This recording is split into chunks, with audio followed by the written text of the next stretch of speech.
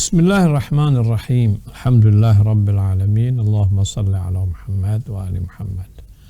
Assalamualaikum warahmatullahi wabarakatuh.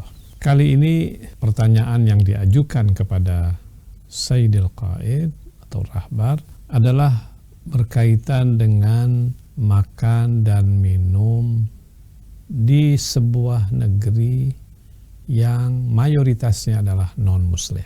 Ini penting sekali menjadi sebuah panduan bagi orang-orang Indonesia atau orang Muslim yang katakanlah dia ingin liburan ke Singapura atau mungkin ke Korea, ke Jepang, ke Cina, di mana mayoritas penduduk di sana adalah non-Muslim.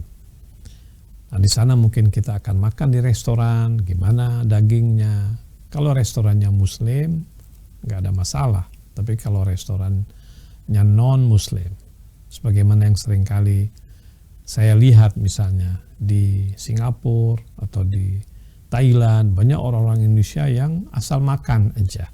Yang penting bukan babi. Tapi dia makan misalnya ayam, dia makan daging, sementara yang jualnya adalah non-Muslim. Hal-hal seperti itu saya pikir penting sekali untuk kita ketahui hukumnya. Mari kita lihat pertanyaannya. Idza kuntu a'ish fi baladin ghairi islamin. Kalau aku hidup di sebuah negeri yang bukan Islam. Maksudnya mayoritasnya bukan Muslim. Fahal hunaka ma la yajuz akluhu ghairal luhum was samak alladhi laysa lahu filis. Apakah di sana ada jenis makanan yang tidak boleh aku konsumsi selain daripada daging dan ikan yang tidak bersisik? Ini pertanyaannya simpel. Apakah ada jenis makanan selain daripada daging, selain daripada ikan yang tidak bersisik, selain daripada dua ini?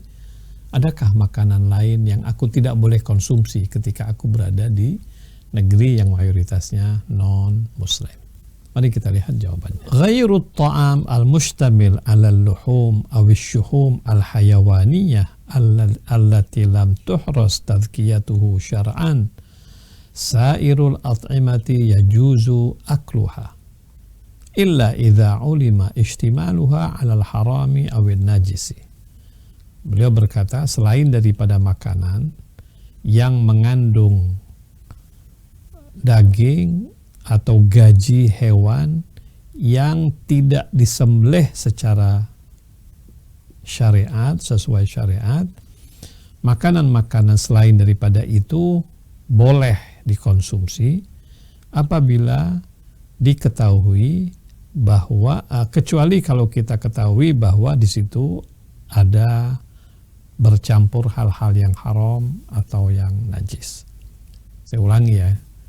Kira-kira begini, selain daripada makanan yang mengandung daging atau gaji, kalau daging ini katakanlah daging sapi misalnya, tapi daging sapi ini yang menjualnya non-Muslim, katakanlah kita di Thailand misalnya, atau di sebuah tempat yang mayoritasnya non-Muslim, katakanlah kalau kita di Indonesia, saya nggak tahu di mana ya, apakah ada sebuah kota yang mayoritasnya non-Muslim. Kita mau makan daging yang jualnya non-Muslim, itu kita tidak boleh makan itu. Kenapa? Karena di tangan non-Muslim, maka pasti daging ini bukan sembelihan sesuai dengan syariat. Kita harus pastikan itu. Kalau kita pergi ke Singapura atau kita pergi ke Thailand, kalau kita mau makan daging ayam atau daging sapi yang menjualnya non-Muslim, itu dihukumi bahwa hewan tersebut tidak disembelih sesuai syariat, sehingga kita tidak boleh konsumsi. Sekarang selain daripada daging dan gaji, makanan lain, misalnya kita mau makan apa? Makan nasi, sayur misalnya, kan tidak ada dagingnya. Bolehkah kita konsumsi apabila yang menjualnya adalah non-Muslim?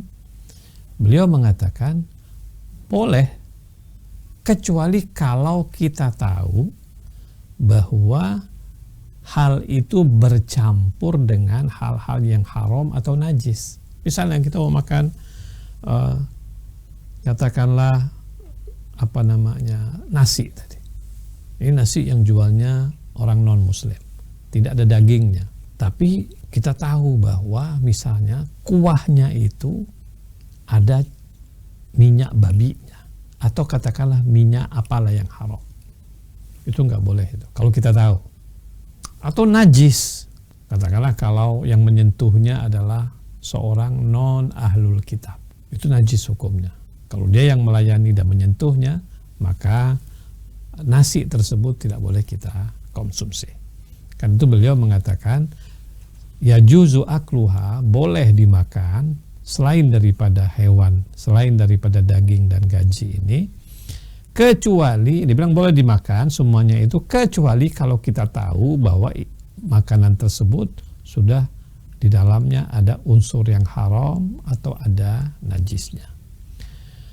Wa aidan as-samak idza ulima ikhrajuhu minal ma'i hayyan wa syakka fi annahu dhu filsin amla yajuzu akluhu. Demikian juga dibilang ikan yang diketahui dia dikeluarkan dari air dalam keadaan hidup, lalu ragu apakah ikan tersebut ada sisi atau tidak ada sisi, maka kita boleh memakannya. Maksudnya begini, pada ikan nih, ikan ini matinya di darat bukan dalam air, terus kemudian ikan tersebut dihidangkan kepada Anda, lalu Anda bingung, ini ikan ada sisi atau enggak ya?